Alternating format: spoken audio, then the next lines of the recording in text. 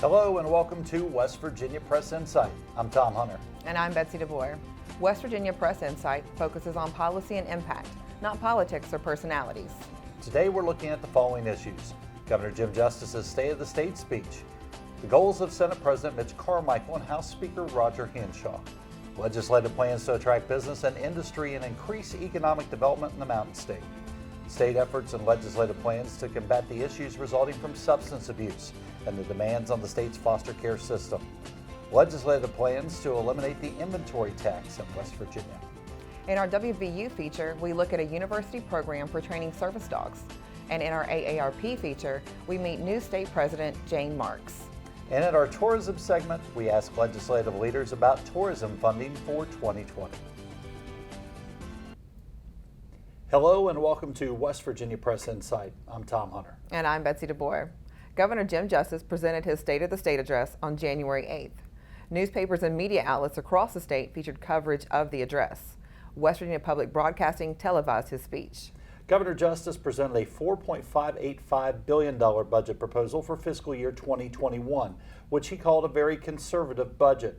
Justice did include financial support for child welfare programs, drug abuse issues, and encouraged continued support for the state's coal and natural gas industries. Imagine personal income last year in 2019 grew $3 billion. That's with a B. $3 billion in this state. Unbelievable. Revenue growth went up $511 million. It's off the chart. Off the chart. The biggest revenue growth surely by far, but in addition to all that, enough revenue growth that was 1.5 times the previous 10 years put together. That's why tonight you're going to see that the budget that I propose to you is very, very conservative. Very conservative. Because nothing goes just like this. That $511 million and where we are today with our budget, we're okay. We're not knocking it out of the park in one way, but if you look at it and you say, we're comparing apples to what we did last year, and last year was all-time record beyond belief. The business inventory and machinery tax is holding us back in some areas. We need to try to find a solution to where we can either get on a glide path or quickly get on a better glide path to eliminate that tax if we can. Within my budget again, we're going to try to improve child welfare in the state of West Virginia until it is the very best in the country. We're going to hire another 87 people that are going to be out in the field as child welfare people to be able to assist and help us in every way. Hello and welcome to West Virginia Press InSight. I'm Tom Hunter. And I'm Betsy DeBoer. Recently, media from across the state gathered in Charleston for the West Virginia Press Legislative Look Ahead. West Virginia Press live streamed the event and has videos available to give the public access to the legislative panels. Senate President Mitch Carmichael of Jackson County and House Speaker Roger Hanshaw from Clay County discussed the House and Senate initiatives for the 2020 legislative session. Dave Beard of the Dominion Post reported on the legislative leaders' goals for the 2020 legislative session. Now, the great point about Senate Bill 1 last year is that just since its implementation in June, there have been 2,367 applications for this West Virginia Invest program. In other words, people that can come to the community and technical college system, get an associate's degree or certification in welding, electric, some other disciplines. Over 2,367. Of that, 1,000 received West Virginia help money, state taxpayer money. 1,300 or 1,345 received no state assistance. It was all federal funding. Because we put a requirement in place that you apply for all that federal funds that are available, then they've drawn down that amount of money. So you think about it, just in this short amount of time, Over 2,300 people are working towards a higher degree, a higher certification, additional training that will help them make a better life for their family and contribute to the economy in West Virginia. And realize, we put in place a provision in that bill that requires the recipient to live and work in West Virginia for a period of 2 years or pay the loan back. So it becomes a loan instead of a grant. It's a great win-win-win for the people of West Virginia, the state economy, and the future families that will be changed by the additional training that they'll receive. Every place has a unique economic advantage that they need to capitalize on that, and the state can play a role in it. But in many ways, we need to level the playing field and ensure that the resources are allocated in a way that is not politically motivated to a politically powerful person, or so to speak, but more made on pure economic decisions. So we get the most return and achieve the best objective when we help those people and those communities and those areas which are already trying to help themselves. You know, the old adage is about leading the horse to water but not being able to make it drink. Those areas which are already working hard themselves to try and do things to develop their own economies oftentimes just need a little push, just need a little help, just need a little advancement from the state. And that's where things like site preparation can come into play. It's where things like helping broadband cooperatives form in areas where the local communities have already come together and done the legwork to say, we need a broadband cooperative here, we want to form one, we just don't know how to do it. Can you help us? Can you, the Broadband Council, for example, help us form a broadband cooperative? Well, the answer is yes. And that can happen whether we're talking about one forming in Morgantown or Welch. That can happen in any place in which the citizens are already coming together to help themselves. We know that our counties are struggling under crippling jail bills. We know that our counties are simply unable to provide certain kinds of basic services in the communities of our state because they're spending huge amounts of money, tens and hundreds of thousands of dollars a month, paying jail bills. But yet we learned in our interim process last month that over 50% of the population of our regional jails is made up of men and women awaiting trial. Over half of the money that's being spent by counties in our state to incarcerate our citizens is being spent on men and women who are awaiting trial. So we're going to look at that this session. We're going to ask questions about whether it's appropriate that we use our facilities in that way, whether we use our bail and bond statutes in the way that we are, or whether we explore a different mechanism to make sure those people actually appear at trial. In a related article, Aaron Beck of the Registered Herald of Beckley reports West Virginia Senate President Mitch Carmichael says the state Senate won't discriminate against the LGBTQ children. Hello and welcome to West Virginia Press InSight. I'm Tom Hunter. And I'm Betsy DeVore. Recently, media from across the state gathered in Charleston for the West Virginia Press Legislative Look Ahead. West Virginia Press live-streamed the event and has videos available to give the public access to the legislative panels. In the Journal of Martinsburg, Stephen Allen Adams reports that foster care and substance abuse remain top priorities for West Virginia state government. West Virginia DHHR Cabinet Secretary Bill Crouch, Senator Mark Maynard, Republican of Wayne County, Senator Ron Stallings, Democrat of Boone County, and Delegate Matt Rohrbach, Republican of Cabell County, discussed what progress had been made on the drug problem and the impact on families and the state's foster care system. I love all outdoor recreation, and I think that's the way that we can also help combat this drug problem. My preferred method is taking my Jeep out in the wilderness and seeing the beautiful scenery in West Virginia. And it's a hobby that's expensive, but it takes care of my idle time and my disposable income. And so I myself would like to see that and many other forms of outdoor recreation be made available and get in these people's blood to where they don't have time to be down on themselves and have a reason when their feet hit the floor in the morning of something purpose in life. It starts with physicians and care providers wanting to go into psychiatry or mental health or counseling, and it's not been an attractive field over the past few years. It's hard work. You don't get a lot of immediate gratification, if you would, but it's absolutely necessary to prevent some of these other things. So I just think we have to use the tools in our toolbox and expand. And again, in rural areas, that really yields to telehealth pretty well. There's a lot of mental health, telehealth going on around the state of West Virginia.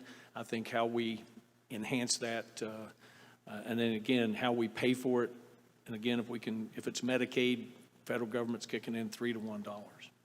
Well, in a lot of cases, for a lot of reasons, people turn to substance abuse, and then that led to a bad family situation, and it led the state to do what they did. We really, to make headway on the foster care part of it, an integral part is going to be we have to get families back together and functional, and employment is going to go a long ways because, as Senator Maynard said, idle hands are the devil's workshop, and we've got to get people back to work in this state and make it possible for them to work. People can be rehabilitated, but you've got to be able to get them back in the workforce when they're rehabilitated. If it's on the record forever, and they can't get back in the workplace, then the family's going to be under stress. They're going to be under a lot of stress. So we just simply have to focus on building up our families. I have some figures here. There's 7,000 children that are in state and out-state placement, and a foster care ombudsman has been named Pamela Woodman-Kaler. Virtually everyone now overdoses with multiple drugs, not just one. But the overdose death rate, and we're the highest in the country still, was reduced in 2018 by about 6%. Now, we'd had increases the 2 years before that of 22% increase and a 13% increase, 13.6 or 14% increase. So we went from 22% to 13% to a reduction of 6%. Hello and welcome to West Virginia Press InSight. I'm Tom Hunter. And I'm Betsy DeBoer. Recently, media from across the state gathered in Charleston for the West Virginia Press Legislative Look Ahead. West Virginia Press live-streamed the event and has videos available to give the public access to the legislative panels. Phil Kabler in the Charleston Gazette-Mail and Stephen Allen Adams in the Parkersburg News and Sentinel both reported on legislative efforts to prepare the budget and repeal the inventory tax. Senator Craig Blair, Republican of Berkeley County, Senator Corey Palumbo, Democrat of Kanawha County, and Delegate Mick Bates, Democrat of Raleigh County, discussed the state's budget and tax plans and needs for 2020. But what we did was we put it into things that would actually have a return on investment for the people of West Virginia. That is ultimately our goal when we're going through the budgetary process, is to invest into West Virginia, make it so that we can get the folks off the entitlements and get them back into the workforce, get the people out of the penal systems and get them back into the workforce. You know, we probably could have seen that we were going to be a little bit behind this year with how we spent money last year, and the fact that, you know, a lot of the things that were boosting our budgets, pipeline construction, coal export market increasing, road construction, none of those things were going to be permanent revenue streams for us. So as some of those things have pulled back, like the pipeline construction and the coal export market, I think we're seeing some of the effects of that. Hopefully, things will get better in the second half of the year, but if not, I think we've got to be prepared to make some difficult decisions. Republicans have control of both houses, and Governor Justice is a Republican, so they can pass whatever budget they want and can pass whatever legislation they would like to do to support that. The challenge is going to be, and the fight is probably going to be over this inventory tax thing, because that requires a supermajority. So it's a constitutional amendment, and you can't get through the House or the Senate without Democratic support. So I think that's where the fight's going to be, not the budget. You got to be able to get that return on the investment. And if we were able to eliminate the personal property tax on equipment and machinery, it would be the last stumbling block. Hello, and welcome to West Virginia Press InSight. I'm Betsy DeBoer. In our WVU feature, April Call looks at 3 courses in partnership with Hearts of Gold that focuses on training service dogs and how they're changing lives. I'm April Call. We're here today at the WVU Animal Sciences Farm, and we're here to talk about a really special program and partnership. I'm here with Lindsay Parenti from the Davis College, as well as Savannah Connolly from Hearts of Gold. Tell me a little bit about the service dog training program that's been happening here for a number of years now. So we started in 2007, and our main goal is education and community outreach. The main thing that we're doing right now is training WVU students through several courses that we offer, how to train service dogs for individuals with disabilities, mostly veterans with PTSD. What is it that makes a dog a good service dog?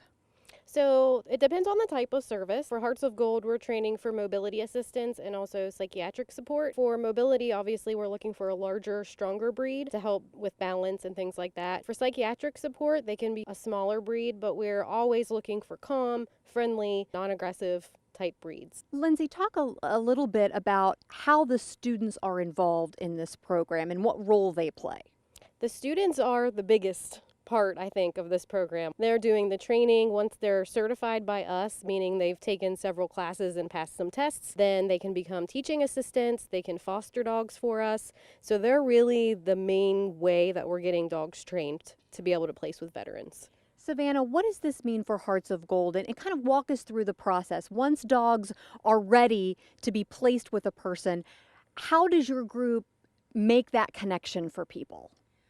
So it's kind of special. Right now we have a grant that allows us to do it free of charge to our veterans. They reach out to us and they fill out an application. Then we enroll them in an online course, which is pretty much a watered down version of our college courses.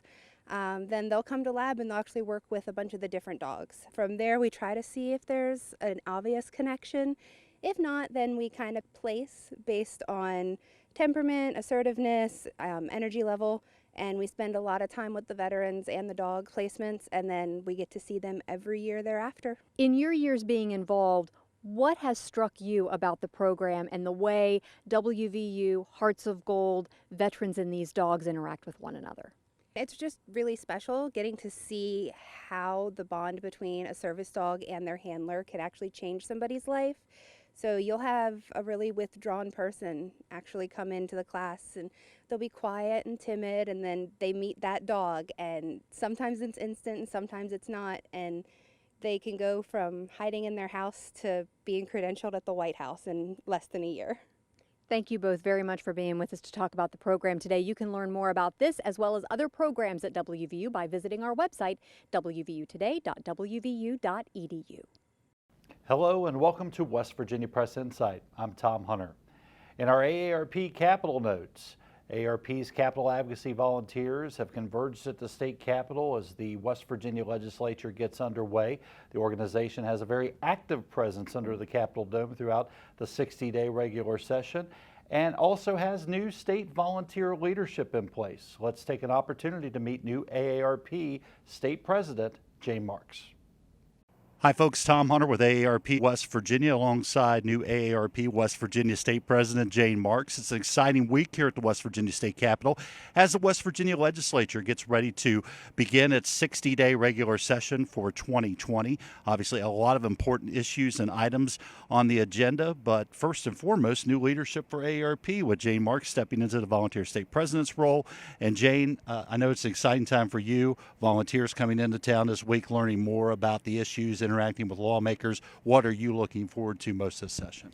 Well, I'm excited to meet some of our new volunteers. It's always good to see old friends when we come back to the Capitol each year, but we have some new volunteers joining our advocacy team, and I'm very excited to get to know them better and work with them. And of course, it's always exciting to work on issues that are important to those of us who are 50 plus here in West Virginia.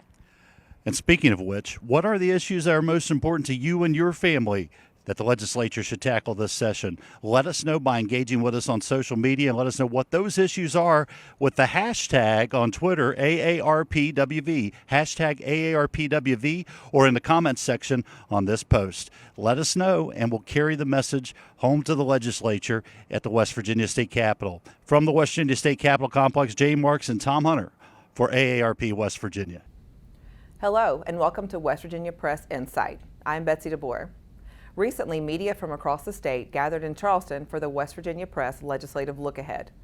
The West Virginia Press live streamed the event and has videos available to give the public access to the legislative panels.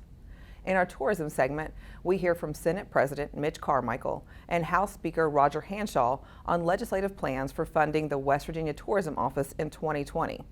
Both legislative leaders spoke at the Look Ahead. Executive Director Don Smith asked about tourism funding.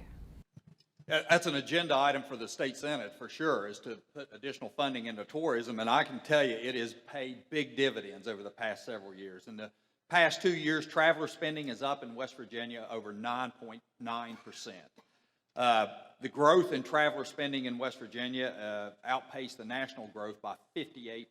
We have, and I've got a variety of markers here that indicate tourism growth in West Virginia is very vibrant and expanding, and many in the tourism industry will attribute the extra funding that we put in that program for this success. And when somebody brings a program that's that successful and presents you with the data, say, here's what we did with the money that was allocated before, we grew it this much, can we have some more? They've got a great audience with us. We largely share that view. The House has discussed this issue. We want to double down on tourism, if for no other reason than what I just said. We need more people talking positively about our state. We know that when tourists come here to visit, they leave here having had a positive experience.